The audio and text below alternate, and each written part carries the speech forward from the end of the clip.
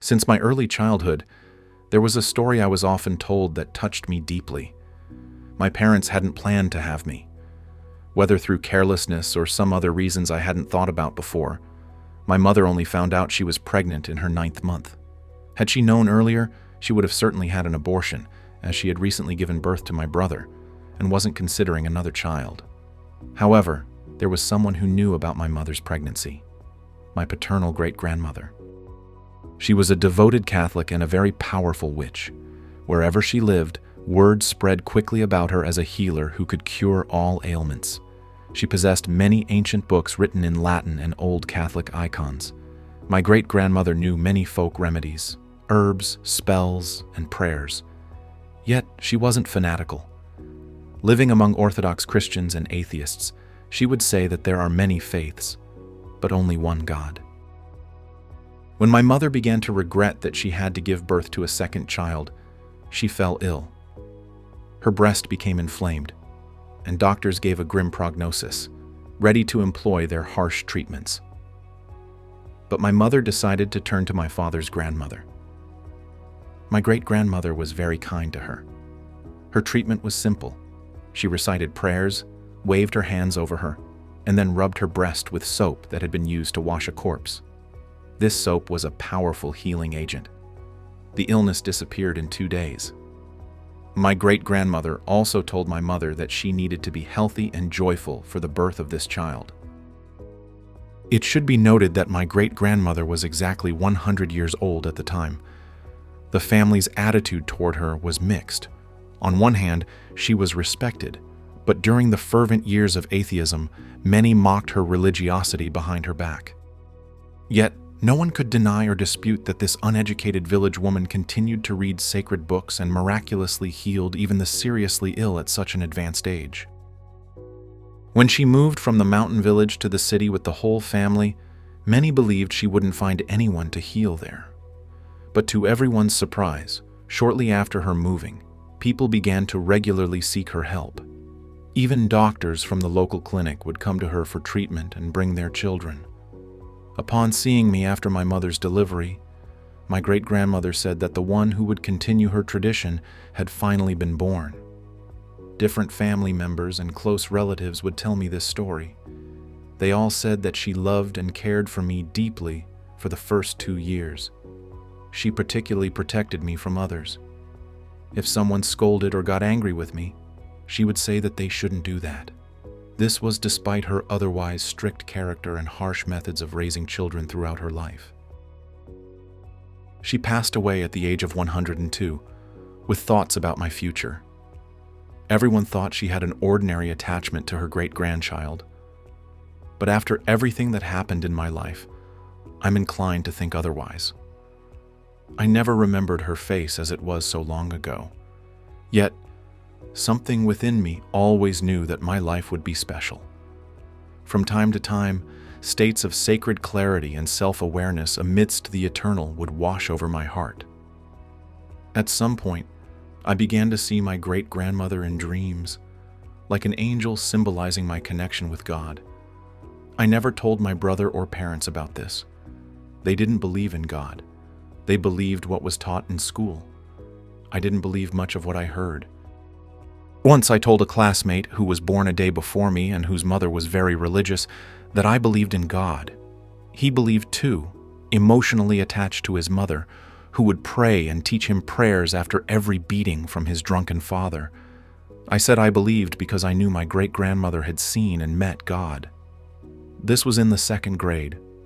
For several years after that, I didn't think much about God or my purpose. Occasionally, something would remind me of it. A dream, or a conversation with an old person who spoke about the meaning of life. Then, an old man once told me I had the gift of a hypnotist. Years passed, and I became a teenager.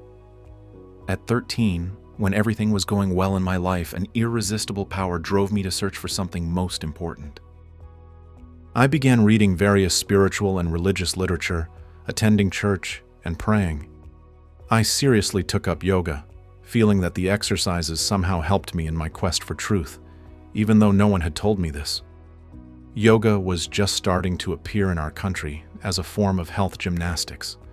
As I progressed, my religious feelings grew stronger, and my body became tougher.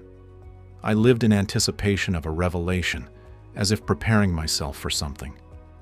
I established a strict regime of practices, a strict vegetarian diet, and self-restraint from many pleasures. No one forced or taught me this, but my feelings told me that someone or something was guiding me. My conscience sharpened to the point where I couldn't allow myself to eat meat or wake up after 6 for months on end. Energy accumulated within me, similar to the way my family's misunderstanding of what I was doing was building up. Then came the culmination. I awaited a call from destiny, and it came in the form of an advertisement for online training in spiritual healing. The night after receiving the advertisement, I dreamt of God in the form of my master saying, "I've been waiting for you. It's time to remember why you're here. Soon we'll meet and you'll remember." The master was brief and clear. Divine compassion shone in his eyes. I remembered dreaming of my great-grandmother and later realizing whom I'd seen when I saw her photograph. I already knew this dream foretold a great awakening. But just as it's hard to imagine daylight at night, I couldn't fathom the extent of my awakening back then. I started my training in the online school. Whether it was the call of my ancestors or my soul, the healer's craft came to me easily. The teachers provided me with methods and study materials which were very convenient to use. From the very first days, I noticed improvements in my physical well-being and learned about a holistic approach to treating various diseases. The spiritual egregore transmitted knowledge directly from the subtle level. Therefore, reading the egregore's methodology, I quickly concluded that it succinctly and clearly conveyed the essence of knowledge, which wasn't possible to extract from other books, even if 1,000 other volumes would be attempted. I learned that the cause of the vast majority of diseases is incorrect thinking.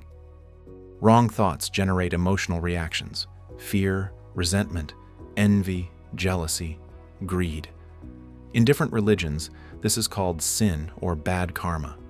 I realized that to become a true spiritual healer, I needed to work not only with the patient's body, but also with their astral and mental levels, their soul.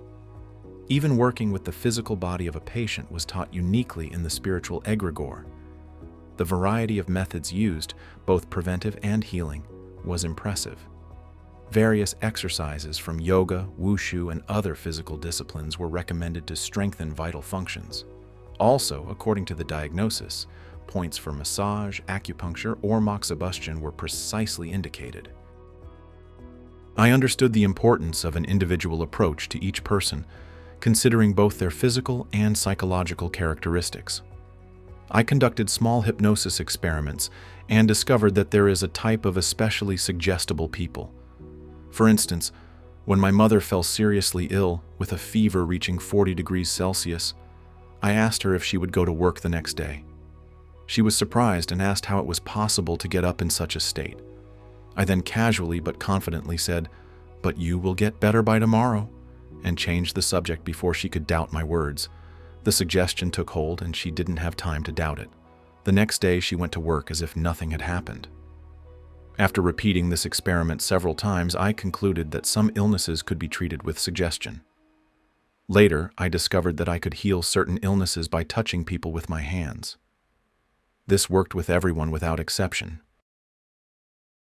In our extreme times, when the fate of the entire planet is at stake, it is crucial for the knowledge of angels and benevolent spirits to spread as quickly as possible, globally, and reach thousands of people.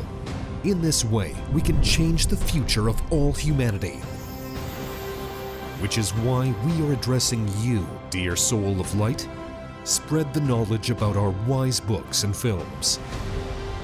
Share links to videos or cartoons.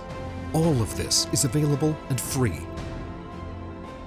Invite women to individual practices, webinars, and seminars. And the Great Spirit of Light will help you and your family. It will direct an enormous amount of energy to fulfill all your desires.